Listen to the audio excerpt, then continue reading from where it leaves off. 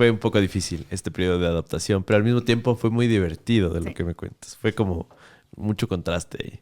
Sí. Ya, por ahí, no sé cuándo pasó esto, pero entiendo que hay como un video viral tuyo, internet, Sí, de más o menos a qué edad fue y si nos puedes contar qué pasó. de una. A ver, antes de contarte Sí, sí, esto, sí, claro. yo hice ese año en el colegio en el Puyo. Fue divertido, chuta, o sea, ya dije como que ya me quiero quedar acá, pero yo como que o sea, como que en mi mente aún tenía como estos deseos de estudiar, ¿no? Y yo sabía que iba a ser muy difícil entrar con las notas de acá a allá. Mm. Em, o por lo menos eso es lo que pensaba, quizás. Claro, porque tal vez ya entendías el español y justo las materias del nivel académico, ya viste que tal vez no era tan difícil, ¿no? Ajá. Estamos como un poquito atrasaditos, tal vez, por eso. En realidad no pienso que estamos muy atrasados en sí. Creo que es más el método de enseñanza que hace que nos enfocamos en lo que no es importante, o sea, en cosas que no importan mucho, que nos quita tiempo de aprender sobre cosas que sí nos deberían importar. Y los métodos para enseñar no son adecuados para los estudiantes, entonces a la final no terminas aprendiendo ni lo que se enseña. Eso es como lo que yo noto en general. Em, Eso es algo que conversábamos mucho con mi papá, porque mi papá ahora es profesor acá. Qué cool. Y cómo él intenta como utilizar nuevos métodos y cosas así también. Pero, pero bueno, eso, entonces chuta, ¿sabe? Me entré como en un dilema personal porque yo quería estudiar, pero yo también sentía como que yo me siento tan bien acá. Y, o sea, si quisiera terminar, o sea, si quisiera quedarme acá está mi familia. La estabas pasando súper Puedo bien. ir a Sarayaku muy frecuentemente. Em, entonces, creo que tenía 16 años. Yo apliqué porque después ¿de qué es? Décimo. En Finlandia tú tienes que aplicar digamos, al high school. Ah, ok. Em, Aplicas, o sea. sí, o sea, como intentas entrar con tus notas. Wow. Entonces, ahí básicamente se divide el colegio. O sea, algunos van a carreras como, ¿cómo se dice? Vocacional, no, vocacionales. Sí, Sí, sí, claro. como cosas más prácticas, ¿no? Sí, sí, sí. Y los que normalmente tienen, eh, digamos, notas más altas, siguen el high school. Entonces, Ah, ajá, ok. Más o menos como ya en un tercer nivel lo que hacen es ir a un diplomado o a la universidad y sacar un título algo más, así. más largo, ¿no? Sí, algo así. Ya. Ok. Entonces, ajá, básicamente antes del bachillerato se divide. Ok. Entonces yo apliqué a un par de colegios bachilleratos. Justo high Ajá, schools. Ajá. sí. Y entré a mi primera opción. Y claro, yo tuve que como que aplicar de una manera distinta porque yo no tenía todas las notas en Ecuador, en Finlandia, perdón. Entonces yo tuve que mandar mis notas desde primer grado hasta lo que yo hice aquí en Ecuador para que ellos puedan revisar si es que realmente soy como un estudiante que puede aprender. Ok. Algo así. Interesante. Entonces entré. Y es interesante porque este colegio es como en el ranking que más se maneja en Finlandia. Durante los últimos 5 años ha sido el primero en todo el país. Entonces es un colegio muy bueno. Wow. Estamos Sí, hablando de que Finlandia es bastante conocido por tener sí, probablemente la mejor educación del planeta. sí, Y si dices que era el mejor colegio de Finlandia, pues bueno, sí. Pero lo estabas interesante súper en bien. cómo se mide cuál es el mejor colegio no es en las notas, sino cuánto mejoras tú desde cuando entras y cuando sales. Wow, es como este gradiente, ¿no? Ujú. Qué interesante. Sí. Entonces yo, bueno, Wow, sí, sí, aplico, sí, sí. yo hablo con mis papás, digo, oigan, entré, como que, o sea, como esto es lo que yo me imaginé, o sea, de verdad no quiero ir, pero, o sea, tengo como esto, como, soy una persona muy lógica, ¿no? Como pienso mucho y como puedo diferenciar muy bien como mis sentimientos un poco con lo que me dice la lógica. Entonces, sí era como que, o sea, yo estoy convencida de que esto es lo que debo hacer y mis papás me dijeron, no. No hay como que mandemos a nuestra hija de 16 años a otro, o sea, Fue que a estés otro sola. país, ajá. O sea, y no es que mi familia como que vive muy lejos de donde yo entré. Y entonces me dijeron que no. Y por suerte yo tengo como hermanos chéveres. Entonces yo le llamé a mi hermano mayor. Y mi hermano mayor no sé por qué, pero tiene como... tiene bastante influencia en mi familia, como respetan mucho su opinión. Ajá. Igual que mi hermana mayor. Pero no sé por qué, pero él en esos temas como que tiene más influencia con mis papás. Entonces le llamé y le dije, oye, pasó esto, puedes hablar con mis papás. Y me dijo, ya de una, si es lo que tú quieres, lo voy a hacer. Y no sé, creo que habló con mi papá.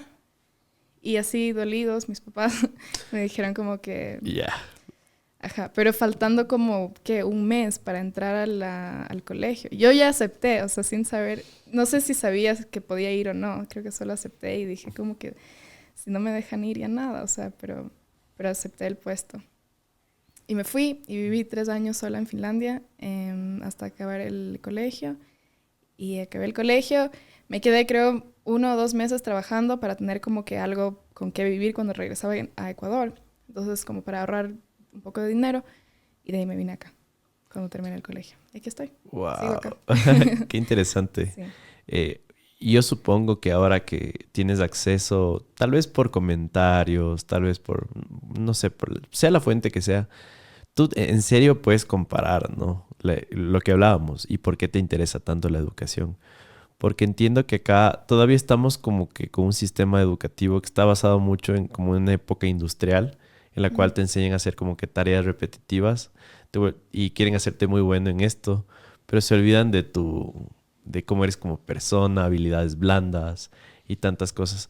No sé si nos puedes comentar como por qué es tan efectivo el sistema finlandés, porque estuviste en uno de los mejores coles, ¿verdad? Creo que una de las cosas que como es como lo básico de lo que yo entiendo en el colegio, o sea, o por lo menos la escuela, digamos que hasta que tienes como, qué sé yo, 13 años, así, lo único que estás haciendo no es aprender las materias, sino aprender a aprender. Entonces aprendes a conocerte a ti mismo y cómo tú aprendes mejor. Y tienes chance de explorar eso, sin que eso haya una, ¿cómo se dice? Repercusión. Sí, repercusión. Ajá, repercusión con las notas y tal. Creo que en Suecia, creo que en Finlandia también, ya no sé cómo está ahorita, pero por ejemplo a los niños no les ponen notas y cosas así, porque es innecesario. No es tan necesario que los niños...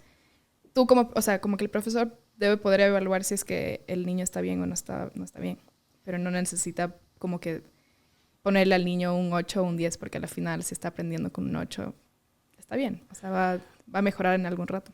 Wow. Entonces, para mí es eso, o sea, aprender a conocerte a ti mismo y poder explorar, jugar, como eso es lo más básico. De ahí creo que es mucho de aprender junto al alumno. O sea, el alumno siempre aporta a la clase. Entonces... Es muy como multidireccional, ¿no? La clase. Sí. Entonces... No hay esta figura de autoridad también, creo. No tanto, y especialmente no en el bachillerato. O sea, en el bachillerato era muy de... Y también en la escuela, en el colegio. La participación, el cuestionar es muy valorado. Entonces se generan conversaciones más allá de solo lo que estás recibiendo en las clases. Y, por ejemplo, esa era una de las razones por la que a mí me iba bien en el colegio, porque yo era una niña así llena de opiniones, que tenía como opiniones sobre absolutamente todo. Entonces, y eso se valora. Se valora. ¿Qué más? Creo que hay algunas otras cosas más, pero eso, como Es lo aprender. que se te viene un poquito a la mente.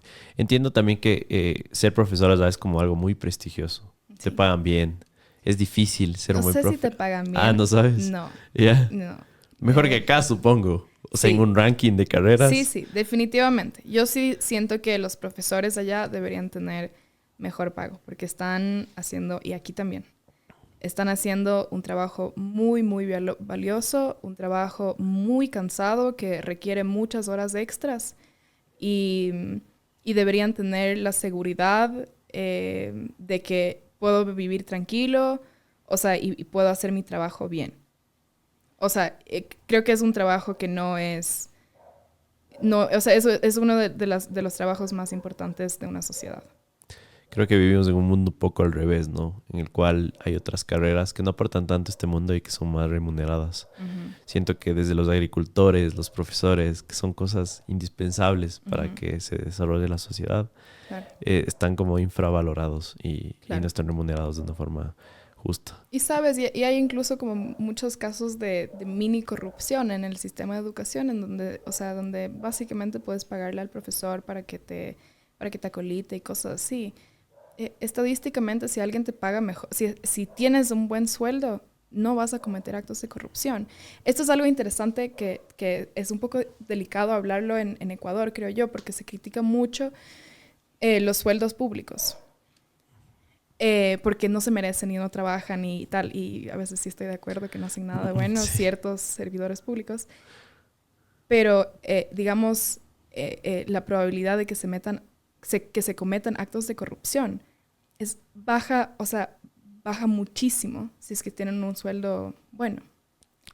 Claro, y termina siendo más barato para la sociedad en general, por la perspectiva o ángulo que Sí, tú le veas. porque por lo menos está sobre la mesa. O sea, por lo menos sabes cuánto es. Y no es lo que se llevan por ahí. O sea, eso es delicado porque aquí se critica muchísimo eso. Y no es que yo soy una experta y sé cuánto deberían estar pagados y cuánto no. No estoy diciendo que ni es mucho ni es poco. Pero es una conversación que se debería tener. Se deberían tener estudios y estadísticas sobre eso en Ecuador. Si es que hay algo que se pueda hacer solamente ajustando los sueldos a ciertos tipos de servidores públicos. Qué interesante. Solo como para ir concluyendo el tema de la educación. ¿Cierto? Tengo un... no sé, otra vez. Y el video viral. Sí, exacto. Pero tengo un primo que estudia en España. Tiene 14 años y está bajo un sistema Waldorf de educación. Este sistema, para la gente que no sepa, se centra mucho en las habilidades blandas y sobre todo en construir la identidad y hacerle buena persona a los niños.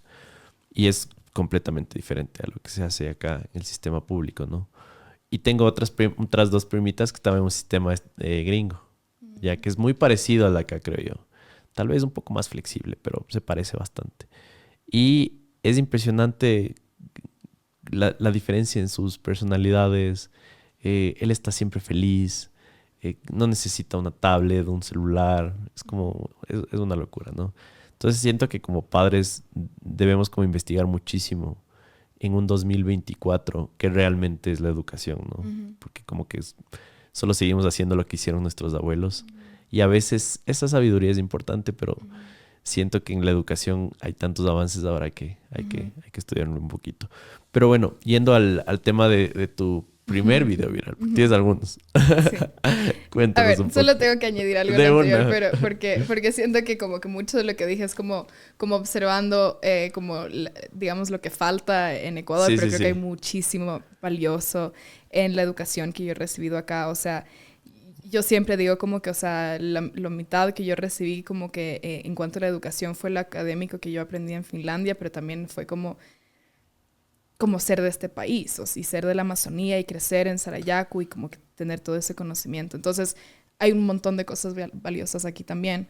Y un montón de cosas que sí se están haciendo bien aquí y que no se están haciendo bien allá, por ejemplo. Entonces, no es solo por criticar, pero hay muchas cosas que podemos mejorar, ¿no? Entonces, solo quería hacer ese Sí, pequeño buenísimo. corte comercial. Y de ahí, yendo a los videos, chuta, no sé, o sea... tuve un momento como a mis 13 años, estaba como igual como en como una pequeña conferencia, reunión de niños sobre el cambio climático, porque, o sea, siempre me han interesado esos temas, ¿no? Y como este grupo de niños iba a hacer una carta a la COP de París, en donde se firma el Acuerdo de París sobre mantener digamos, el 1.5 grados Celsius. Y mandamos esa carta y tal, y no sé por qué, pero se me invitó a como una marcha y me dieron como el chance de hablar, así. Y chuta, y me dijeron como, me acuerdo, tenía 20 minutos para preparar esa como mi discurso. Yeah. Y lo hice así como en el camino, en el metro, y puse como en mi libreta como 5 puntos de lo que iba a decir, y como que de ahí intentar guiarme con esos 5 puntos. Entonces lo hice, y ahí me acuerdo que, o sea, en primera fila estaban como con un par de ministras, así como que gente media heavy de Suecia. Esto era en Estocolmo. Y como no sé quién lo escuchó, pero al día siguiente me invitaron a la tele en Suecia. Y tenía 13 años, así, en vivo, a las 6 de la mañana, como que en las noticias. Surreal, completamente. Yeah. Sí, yo sí como casi no podía ni respirar.